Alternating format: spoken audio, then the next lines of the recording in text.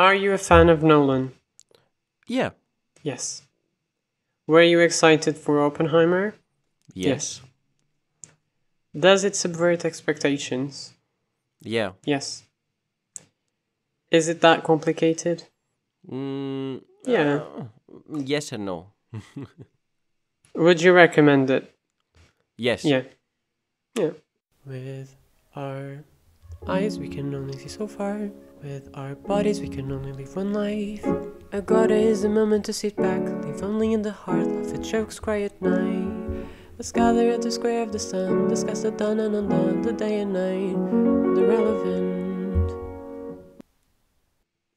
Welcome to the new episode of the Agora, the film podcast. Today we're reviewing Oppenheimer, movie of 2023, directed by Christopher Nolan, starring Cillian Murphy, Emily Blunt, Florence Pugh, Matt Damon, Robert Downey Jr.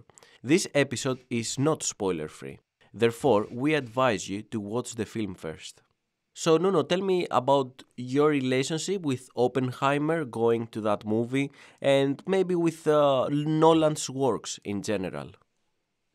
So, I'm a big fan of Nolan, but I know he has a tendency to overcomplicate things, which puts me off sometimes. Usually he has great concepts, and his films have a lot of potential, but then they don't become my favorites just because they are a bit inaccessible. I don't know a lot about Oppenheimer, so I was very excited. It's kind of a part of history that I haven't delved into much, and yeah, I was very excited.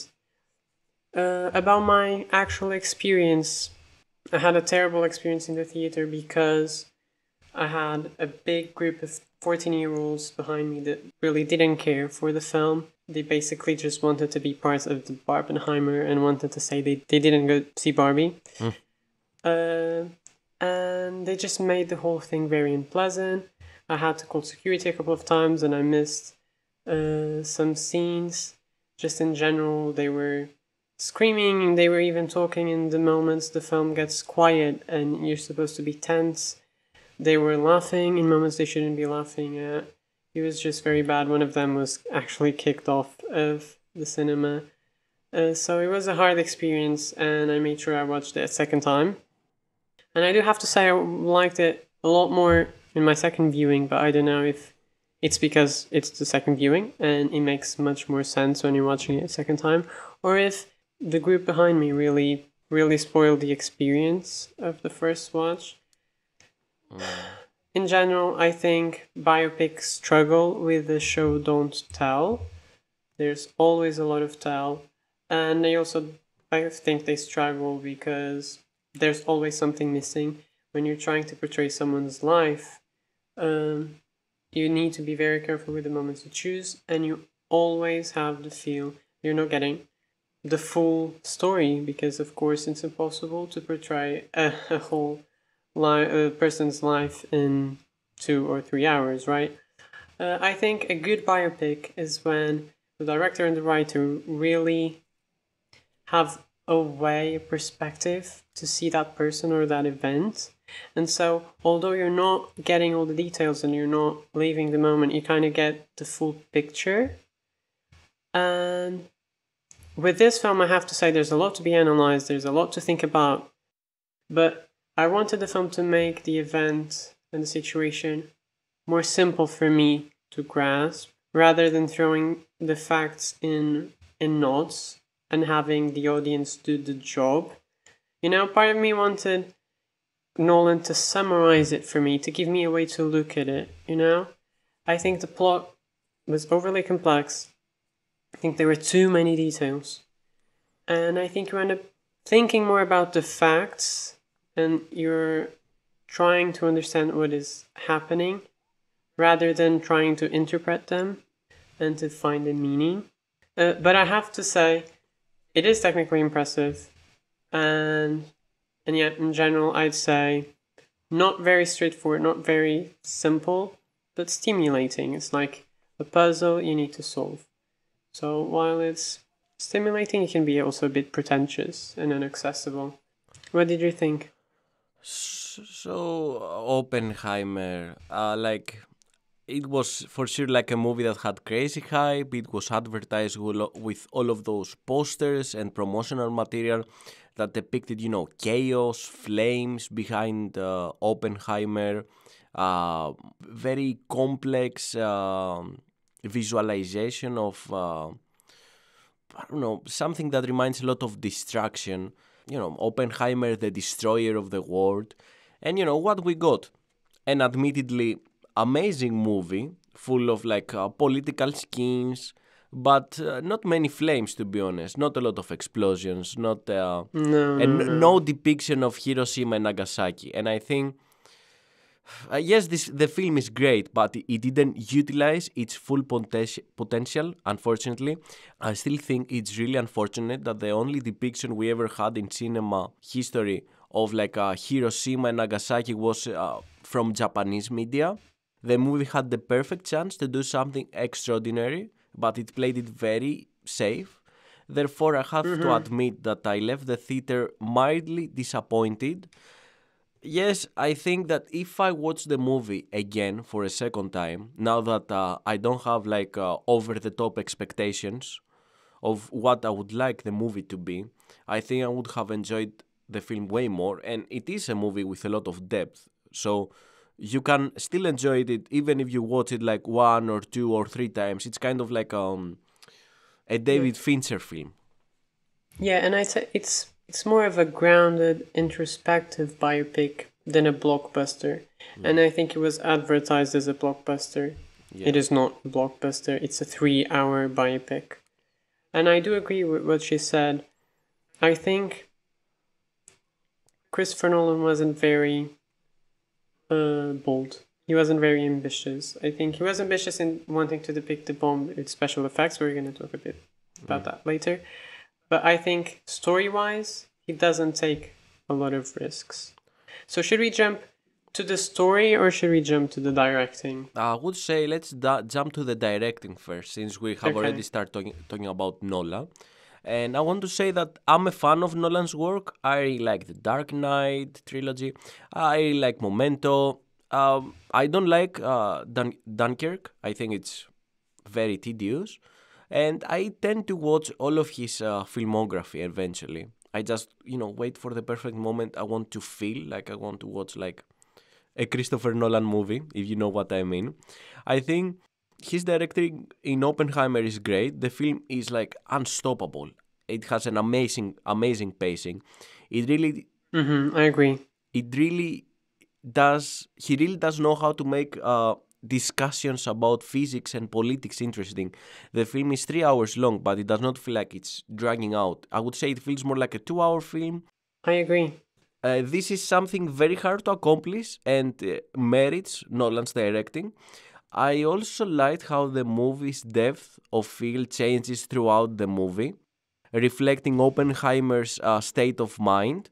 In the last act of the film, there are some sequences that are almost continuously out of focus, with a very shallow depth of field, while still looking professional and beautiful somehow. And I think the detonation of the atomic bomb as well was very well directed, but it failed to satisfy my craving for atomic bomb destruction, I guess.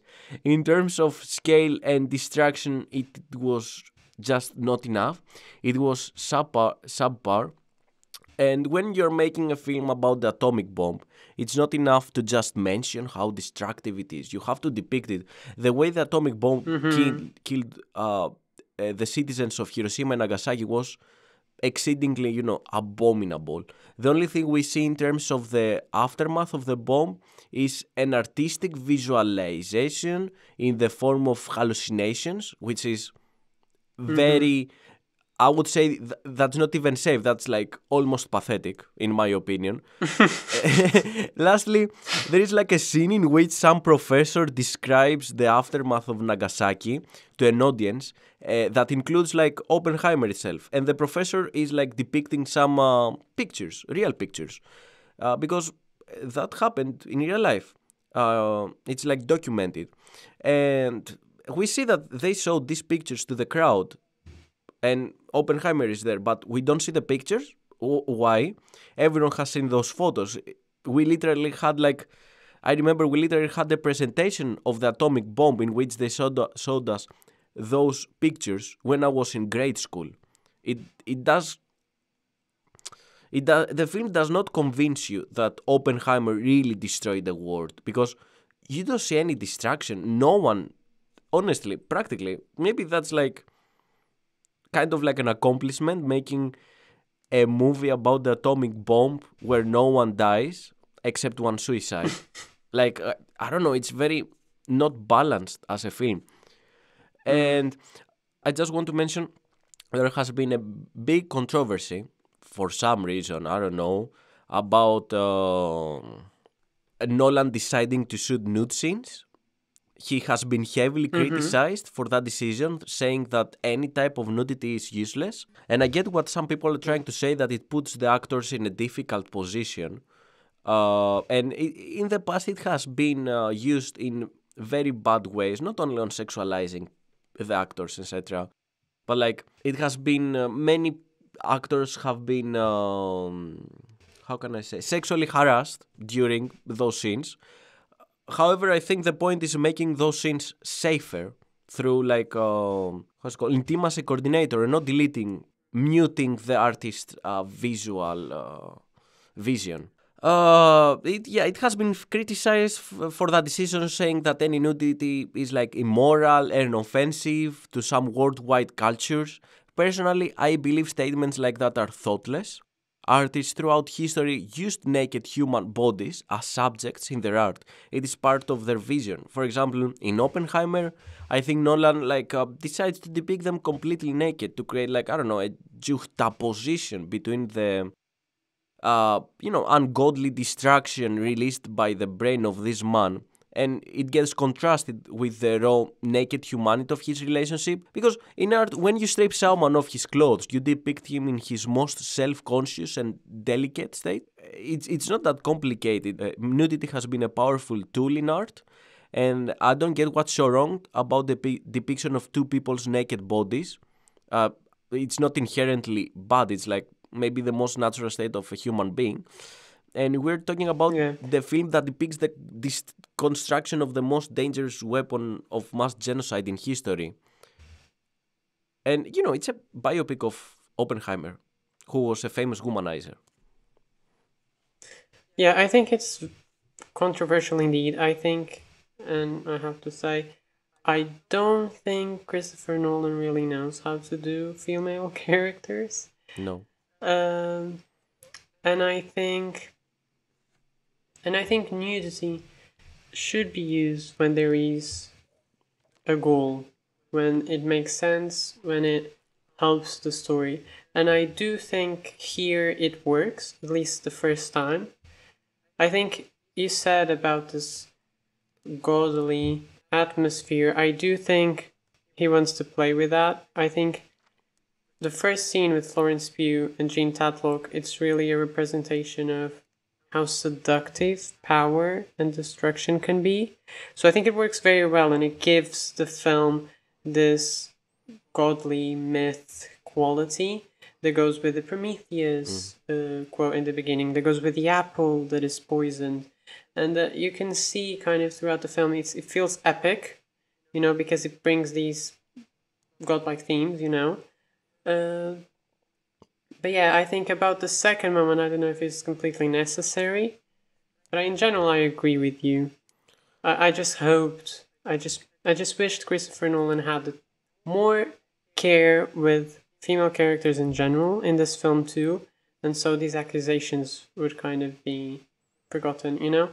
But about the directing, sorry, you can go. I was just going to say that, if he can't write female characters, because he has attempted that in the past, it's fine for him not to write female characters.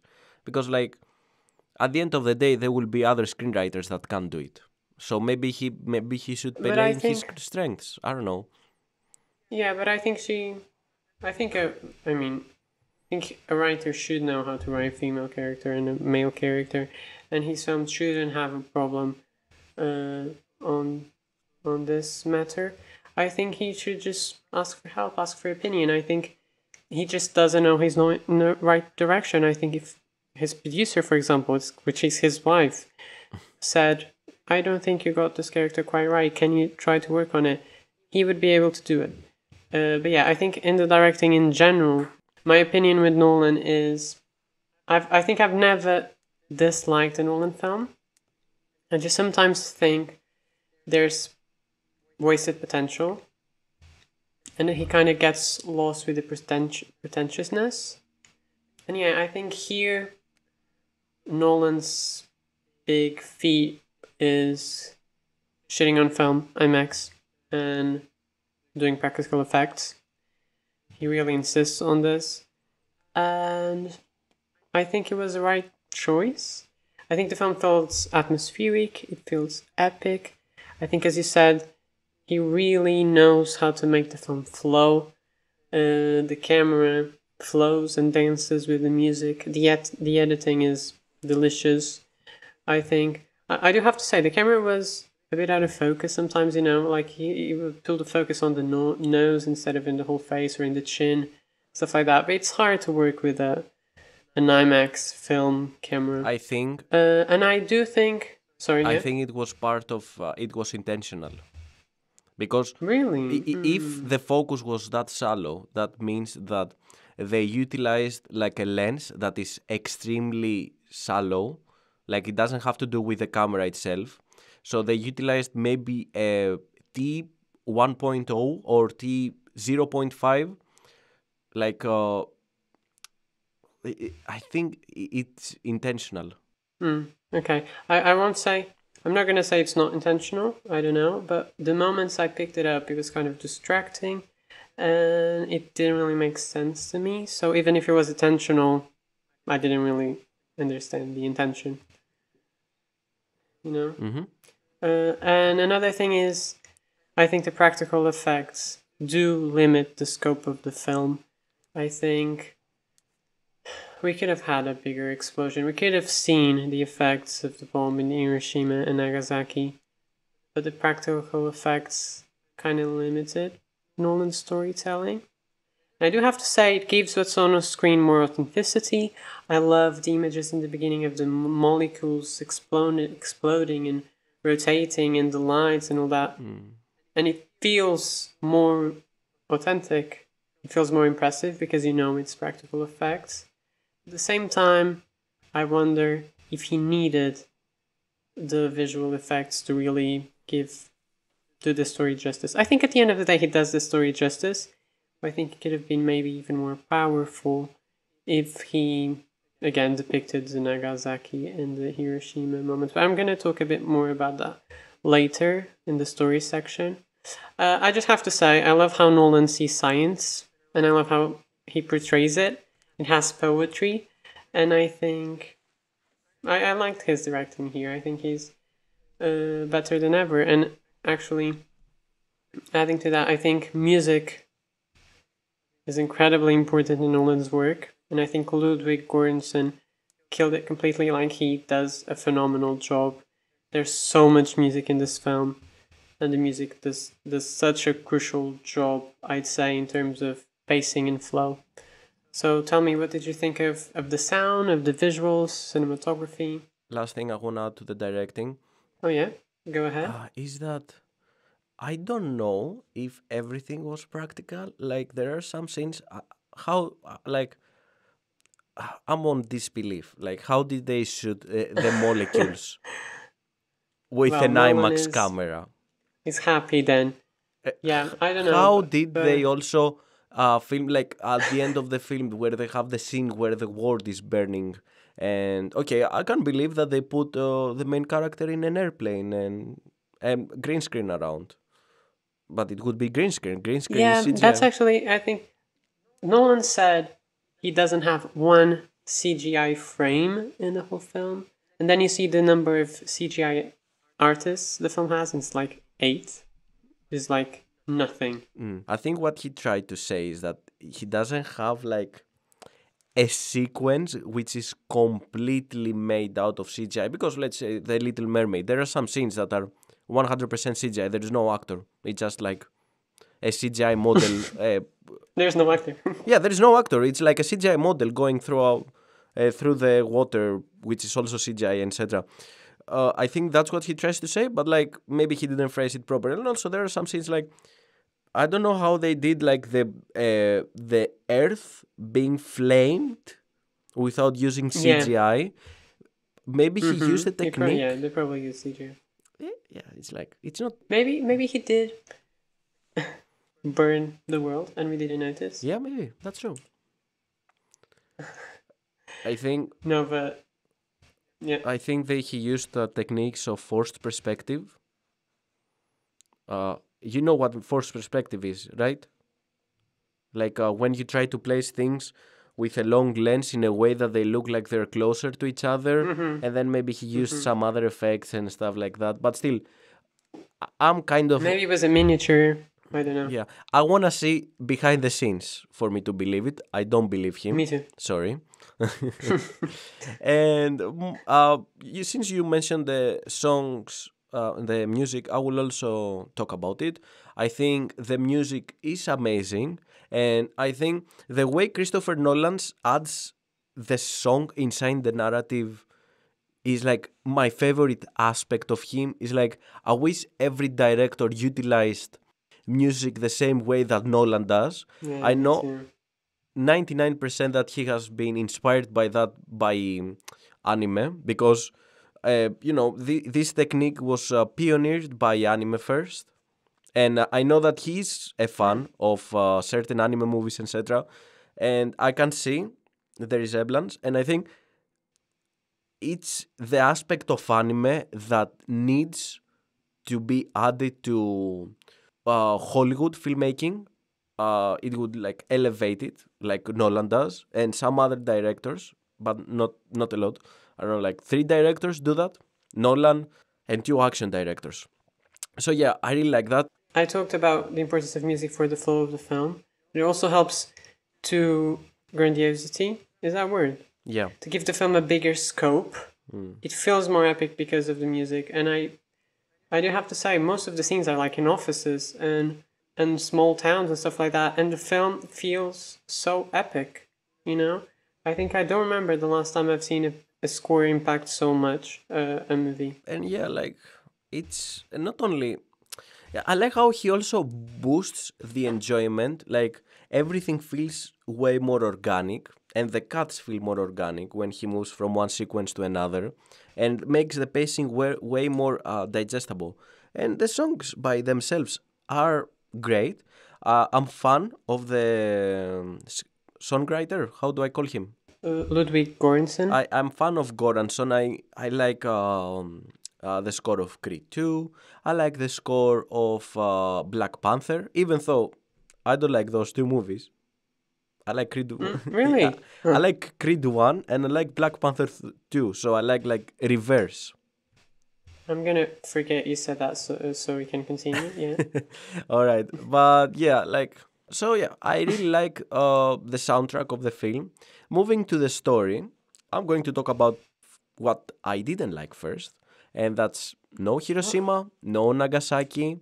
After the test, I thought, all right, now that we had the test, we're going to see the real deal. But that never happened. They were just merely mentioned. I don't know. I think Christopher Nolan could direct it appropriately. I believe he should have included it in the script. It would have made the final act of the scene even more powerful. Seeing all of these dirty politicians trying to utilize nuclear power weapons. Yeah. After seeing... and it becomes a court. A court film. Yeah, Instead of that. The core town, it will be way stronger if we actually show how much damage and pain and suffering it can create. I just don't agree with some decisions they did, but I believe that the film is very well written, and it also made me feel for the protagonist at the end where he was bombed with accusation and he was betrayed multiple times. It is written by Christopher Nolan, therefore the script is quite complex. Therefore, a lot of the time you're trying to catch up with the story rather than putting yourself in the story, feeling for the characters. But Mm-hmm. personally, I don't have an issue with that. I think it is quite nice to experience something like that once in a while. There is space for complex and simple screenwriting in cinema. And additionally, Nolan smartly covered any possible issues his movie could have by introducing the subjective and the objective narrative threads in the film. Because in the Like, subjective I time, don't. Are you talking about black and white and color? yeah. Because in the subjective timeline, we can practically excuse any technical issue the story might have. Why did Oppenheimer's wife become a crazy alcoholic out of the blue? Oh, it was Oppenheimer's subjective viewpoint. He wasn't paying attention to his wife because he was so focused into his work. Why did that happen? Oh, it's because it's the subjective viewpoint of Oppenheimer. Like, Ah, that's a good way to see it. yeah, it's like I thought color was from Oppenheimer's perspective. Black and white was from Strauss' perspective.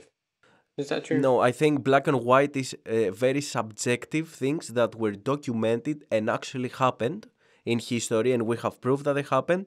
While all of the in color scenes are things that Oppenheimer himself said. I don't know. I find that hard to believe.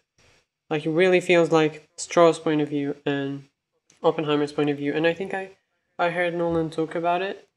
I think I also made like some research on. Actually, I was spoiled because before I saw the movie, Nolan said, in color, it's the subjective, where we see things through Oppenheimer's viewpoint, while black and white is some things that we know that happened for sure, and they're like objective. Therefore, they have more. Because also Nolan has a thing, he really likes to have protagonists that are like unreliable. They narrate the story in an unreliable way, like Memento. So this film is kind of like that too. Everything in color. We don't know if that happened. It's just the way Oppenheimer decided to portray, his life. Maybe he did some Okay. things worse. Maybe he twisted something. So we can only be sure about the content on the black and white. But yeah, like everything that happens in color, especially with how much everyone respects Christopher Nolan, we can just excuse any technical detail he might have missed. Like, oh, this character had a sudden change. Ah, it's Oppenheimer. Like, do you get me? Yeah, I do get it. Yeah.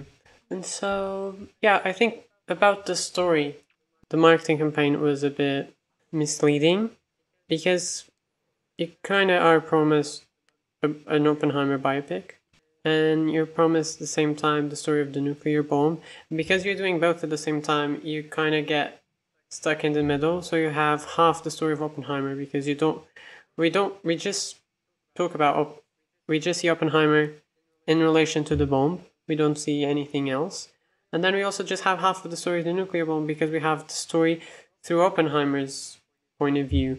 That's maybe why Hiroshima and Nagasaki don't appear, because he didn't really see it, But then why not showing the pics? That was an odd. Oh well.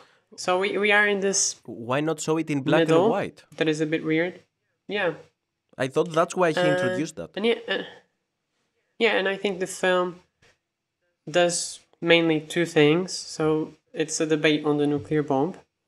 So people are trying to understand whose fault it is. So we have pros and cons, and we have the consequences. And then we have also, and this, what the film is about, is Oppenheimer's communist background and trying to prove or deny that. So the whole film is kind of seen through the perspective of a trial. I don't know if that's the actual name of the thing, but it's a trial. It is a trial. And it's also very much seen from that perspective. So his relationships with communists or ex-communists are very highlighted and stuff like that, and which is something I didn't expect, because I don't know, it feels more of a bureaucracy thing. But I don't know, it led to some interesting conversations. I think in general this story feels a puzzle, and feels like a puzzle enough, and Nolan putting things out of order just kind of complicated things. I think he didn't do the underlining. He, as a director, I think you highlight some scenes, you highlight some characters, you highlight some moments so the audience can get a clearer version at the end of the film, and I think he kind of doesn't really do that. And I think also some problems I had with the story were about the building of the bomb and the actual invention. We don't really see scientists working on it. So we see some discussions, and then we know there are different groups of scientists working on it, but we don't really see how much Oppenheimer really affected the invention of the bomb. I think he is very much seen as the conductor, as the director of it, you know? And my problem with it is that first, he feels like a pawn for his superiors. He doesn't really have much freedom, you know? And then at the same time, he seems to be taking the merit of the scientists. And so when he's feeling this guilt, I'm like, why are you so guilty if you... I mean, he was the face of it, but did he really help do it? I don't know. Christopher Nolan doesn't show me. And then also the decision of releasing the bomb. First, we hear a lot of times characters saying, oh, just because we built it doesn't mean we decide how it is being used. Let me tell you, I think the decision of releasing the bomb, I think Nolan wants to make it really complex and nuanced, and I get it. But at the same time, it felt like the only decision possible. Like, it was or the US or the Nazis. So it was more of a race. And I think there was not much a question of yes or no. It was more of when. And it needs to be first. We need to go first, you know? And then the guilt that comes from Oppenheimer, I think it makes sense because he directed it. But I think it would be interesting if Nolan underlined the fact that he wasn't the only one. He was being used politically as well. I mean, he does tackle all that. I just really, it's such an odd in my head. I can't really, you know, Nolan doesn't seem to have a perspective. He's just laying out the facts, and it's interesting while you watch it. But then you end the film, and there's not really a thought you can stick to. You know, it's very confusing. And another question for me in terms of story is, are the time jumps necessary? I don't know. I think they were good for the ending. I think the ending is great, and just revealing what happened in that conversation at the end was a very good decision. But I don't know if the time jumps were really necessary. And the black and white also, we just had a discussion about it. It isn't clear enough, in my opinion. And I don't know if he uses this idea of perspective as well as he could have used. But yeah, I seem to be very critical and very negative, but I enjoyed the film. Just think it needed to be more coherence and could have been a bit more simple. Personally, I think that the time jumps kind of fixed the movie because, you know, at the end we have a twist villain. Kind of like a twist villain, and it wouldn't work if he wasn't present throughout the film, because with the time jumps we see him all the time even though his runtime is not that much, and by the end, due to the time jumps, it's easier for us to realize that he was always there, he was doing that, he was like trying to create those schemes. Like, I think that if we didn't have the time jumps, we would have a way less impactful movie. Even less. Yeah, I get what you mean. But at the same time, I think he could have had the time jumps, but maybe less details. I think if he had more time to think about meaning and feeling of the characters instead of names of scientists and names of politics, it would have been a more pleasant and maybe impactful experience. Should we jump to the characters and acting? I would say, before we jump to the characters, would you like to talk about the cinematography and the presentation? You can go. Okay, sorry for mentioning that now, but like I just want to say that in terms of photography, I believe it has like class. It is beautiful but not exaggerated to impress. It feels natural. It was shot in film instead of digital. The film always has like a feeling that digital cameras can't replicate. Moreover, most of the film was shot in a very shallow depth of field, more than any other Nolan film for sure. By the end of the last arc, when we see something from Oppenheimer's perspective, almost the whole screen becomes blurry. When Oppenheimer is not present in the scene, the image becomes way less shallow. I I like the visual filmmaking in Oppenheimer, and I think they nailed the presentation. The explosion of the atomic bomb, the test detonation, is beautiful and it is glorious, and yeah, it was shot practically. But and when I said beautiful, I mean in a twisted way. Like it's so destructive and so above humanity, how much power it holds, that it becomes like ungodly. But like I expected Mm-hmm. something more. Like as I said, like I expected Nagasaki and Hiroshima, and I know I have mentioned it a lot of times.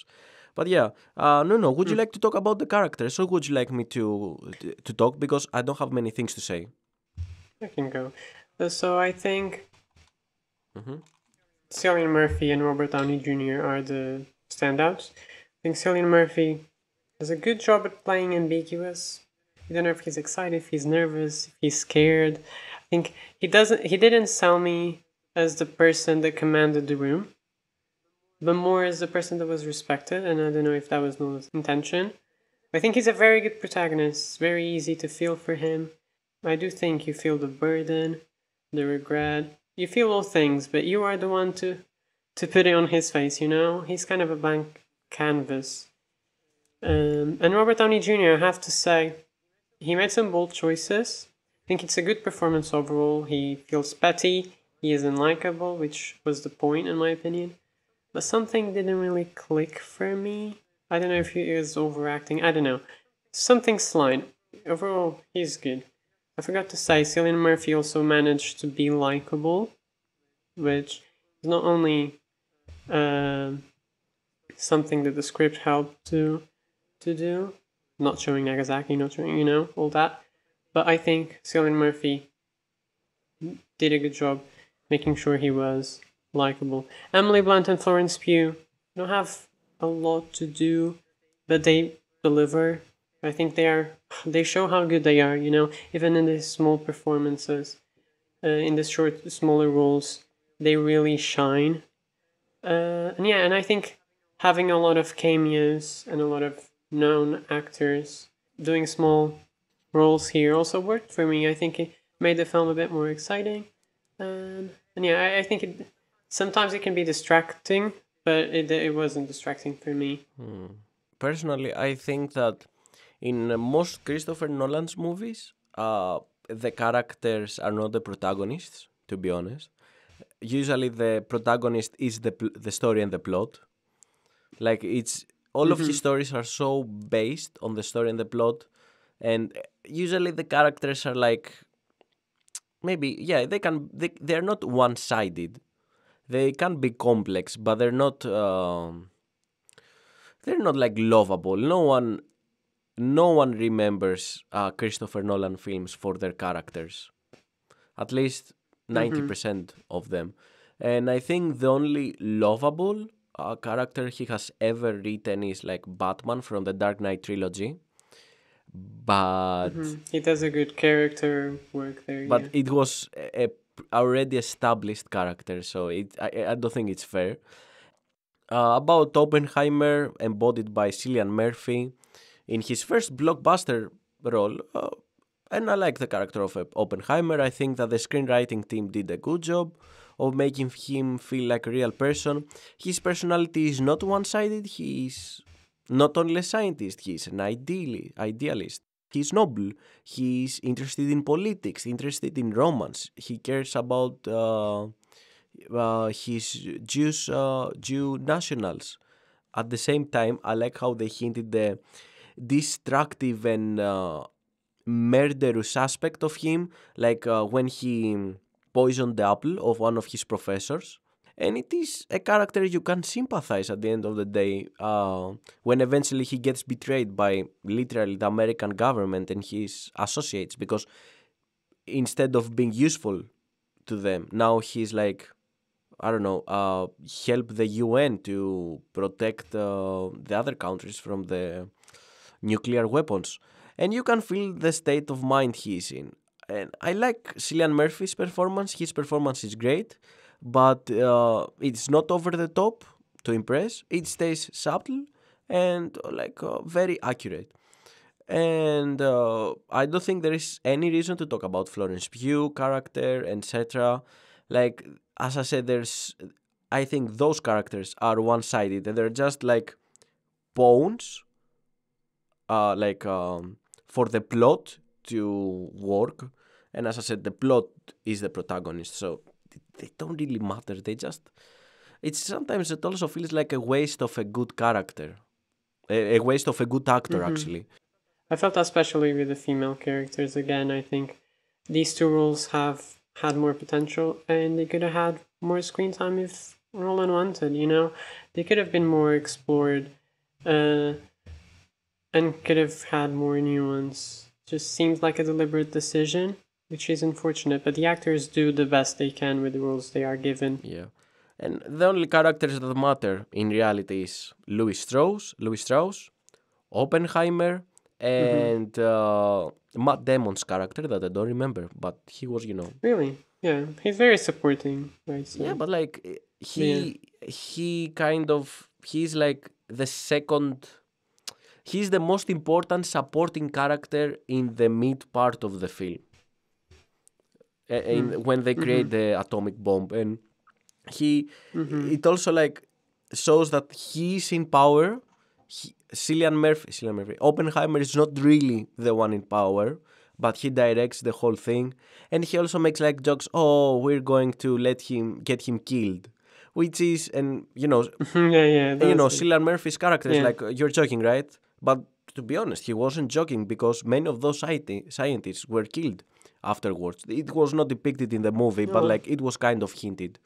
So, and he was betrayed at the end of the day. Like, he was trying to play like a noble American, real man, but at the end of the day, he also like betrayed Oppenheimer, etc. And I just want to mention that I like Louis Strauss. I think it's not the best character ever, and I think Robert Downey Jr.'s performance is very, very good. It's great, but also it's not the best performance in history. I wouldn't say he deserves like an Oscar for that performance. But I just liked watching Robert Downey Jr. playing a role that is not quirky, and he doesn't throw one-liners. He plays like an actual character, and that we haven't seen that since he played how is it called, the movie? Charlie Chaplin? No, detective. Sherlock Holmes? No, Zodiac, since he played in Zodiac, where he played an actual character. Because when he plays, Tony Stark, he just plays himself at this point, right? It's like, it's his basic auto mode character. But yeah, that's what I have to say about the characters. There is not so much to say, I guess, because as I said, plot is the main protagonist. I just, in conclusion, I just want to mention something that I thought that was the most distasteful aspect of the movie. Like, I can forgive no Hiroshima, no Nagasaki. I can forgive wasted potential. But like, I think the cheapest part of the film is, I think, on the second nude scene, where Florence Pugh character demands from Oppenheimer to read the Hindu script, where he says I am death, the destroyer of the world. First of all, this could be deleted at this point, because if you're not going to add the actual when I saw that, I was like, okay, that was very pathetic, but at least we're going to have like the actual moment where he says this quote, but he never says this quote. That's the only time this is mentioned in the movie. So why not delete Yeah, I this think awful scene? the whole. I think to be honest, I think from the nudity scenes that was the one that worked better. Like I didn't like the one in the court. I think again, it's about the seductive aspect of power and uh, you know. But I think the film could have delved more into the poem, the name, the Trinity, and gave him the inspiration for the quote. But the thing is Uh, that this quote is really deep because it has it's a really nuanced and deep quote. It doesn't mean what you think it means. It has like depth to analyze. It's based on mhm. it's also like religious text where like if you wanna criticize it, you can criticize it, etc. But like he didn't do anything with that. He just utilized it in a very distasteful way. Like I didn't like that. It's like just imagine a scene where like, oh, do you can read Latin? Please read me the Bible. Why before we have love for some reason? Like it doesn't make sense. It doesn't help. It's like the only reason this scene exists is for the meta narrative, which is also dropped. We never have the callback. I lost respect for the script on that moment. Why Mm. such an articulate and carefully written movie would have this scene? And I Yeah. think that's the reason why so many people were mad at nude scenes. Like, this scene was bad. So yeah, jumping to the Agora moment, I don't have a lot to say. I think the ending of the film, for me, was one of the best moments, if not the best moment. I like that Christopher Nolan kind of gives his opinion finally, or gives a perspective, and I like this idea that there was this fear of the nuclear bomb starting a chain reaction on the atmosphere that destroyed the world. I think when he talks to Albert Einstein and says, I think we did start that chain reaction, and then you see the world kind of being destroyed. It's just so powerful because he's talking about this weapon race that came after the nuclear war, the nuclear bomb, and he's talking about this the humanity's chain reaction of always progressing and always building the bigger bomb that will take us to the end of humanity at some point. It's really sad and depressive, but a really ending for me. And I do have to say, I very much enjoyed the Barbenheimer phenomenon. I enjoyed both films a lot, and I do have to say, I think Oppenheimer benefited more from Barbies than the contrary. I think both films got to be bigger hits than they would be separately. But I think Oppenheimer benefited more because a lot of people accepted the challenging of watching both.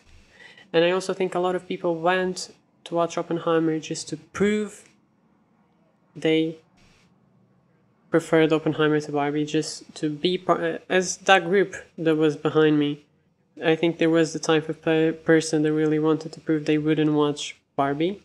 And so they ended up watching Oppenheimer, thinking it was an explosions blockbuster, and it wasn't, you know? But I think in general it's a double feature as we'll never see before. And I'm glad the cinema was brought back a little bit. I think the experience just coming to the theaters and seeing, at least in my city, it's not very often to see cinemas this packed. People dressed in pink, people dressed in normally for Oppenheimer. You know, I think it was an experience I'm glad I had. So I have to say that I disagree with one of your statements.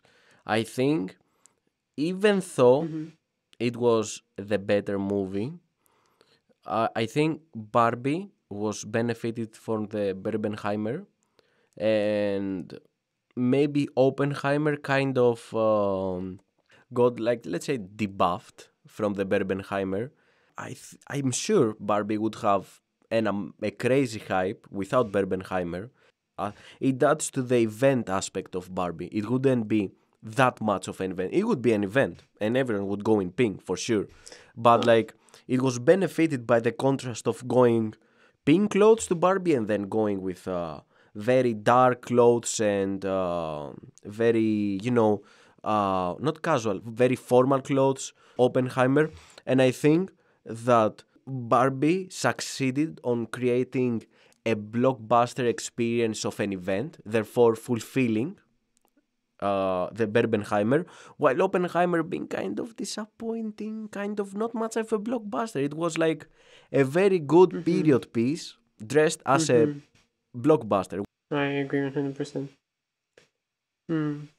I think we can still call it a successful story. I think Oppenheimer performed much better than it would do without Barbie, and I think it performed very well, and I think it's gonna do very well in the awards race. I think both end up winning, and I think it's a success Hollywood story. Yeah. But I also would like to say that I'm really, really happy that I saw theaters full again.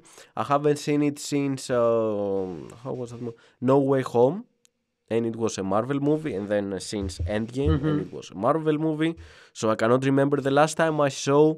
Yeah, two original stories. It's an adaptation. Barbie is based on IP, and one is based on true events. But like two movies that are not part of a cinematic universe, right? Exactly, or any franchise, and of big auteurs, of big directors, cinema of meaning. Do you remember the last time we had a movie that made everyone go to the cinema and it wasn't part of a big cinematic universe? I don't remember. No, I think maybe the first Avatar. I don't know. I've heard that even Avatar 2 wasn't like that explosive. Like the theaters were kind of full, but they were not sold out and packed like Barbie and Oppenheimer. Yeah, it's more a film that has legs. Avatar 2 is a film that people went to check out without any hurry, but everyone went. It's not like everyone wanted to go in the opening weekend, and it was an experience, but a more chill experience, I'd say. But should we jump to the ranking moment? Ranking moment, yay, let's go. I'd say let's rank Christopher Nolan films. I'd say I'm doing this now. I have the list of films here. I'm terrible designing these things, and I'm 100% sure that in an hour from now I'm going to have a completely different order.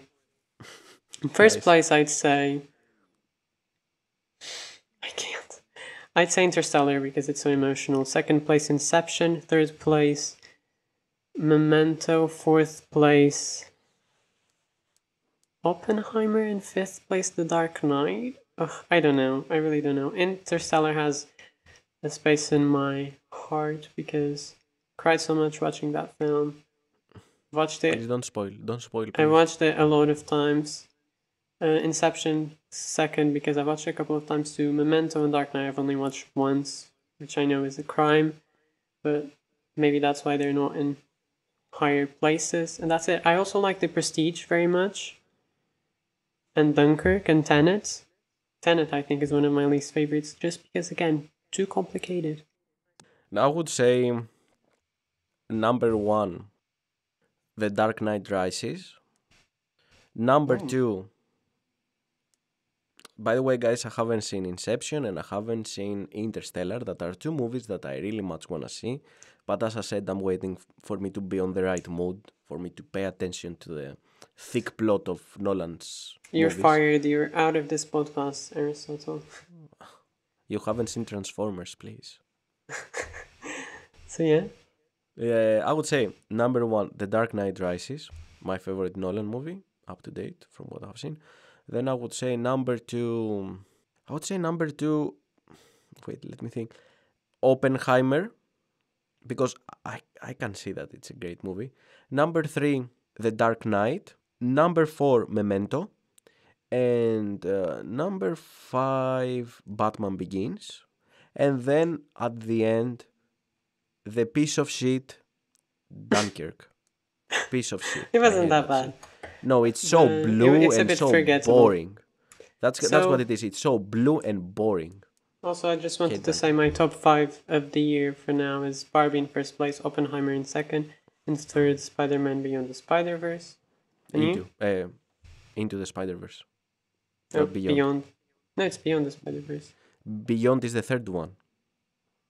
It's Across. Oh, Across the Spider-Verse. Across. Oh my gosh, we were both wrong.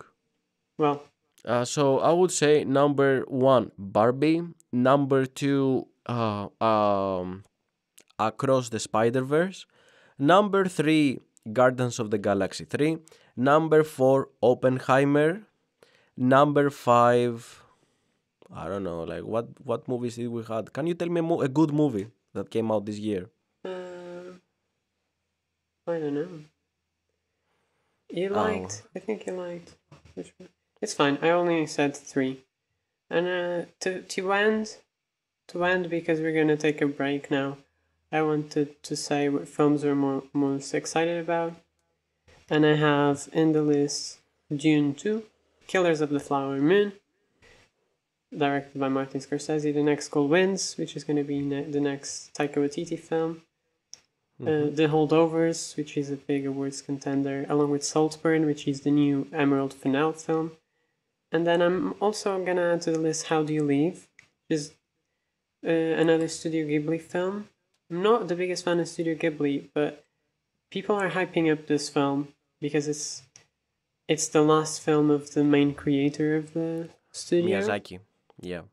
And it has already been released in Japan and they say that it's really good. And any other films you'd like to add to the list besides the Teenage Ninja Turtles? Teenage Mutant Ninja Turtles that unfortunately we won't review because we're taking a hiatus. Hiatus or hiatus. I don't know, how do you say it? Hiatus or hiatus? Anyways, and we're taking a hiatus. Hiatus. And I really would like to talk about it, but what can we do, right? Then I would say that I'm waiting for The Killers, the new David Fincher movie that he has been editing for the last 3 years. Really? So, yeah, so I'm expecting a lot. And if I had to add one more film, I would say, obviously, how's it called? Beyond the Spider-Verse. Oh, yeah. But that's probably not coming out until the end of the year, right? It's only next year. And I'm also very hyped for Napoleon. Oh, yeah. Napoleon sounds cool. I love historical movies. To be honest, I don't know. After House of Gucci, a bit scarred. But let's see. I hope it's good. I like Vanessa Kirby as well, besides Joaquin Phoenix. So I think that's it, right? That's the end of the first season of Agora the Film Podcast. Thank you very much for staying with us till the end. We will come back on mid to late September. And we will come back with better audio quality. And we will try to develop the show as much as possible. We're learning. And please, yeah, we're learning. We're still film students, you know. And yeah, thank you very much for listening to us. Hope you have a great day and a great summer. Thank you.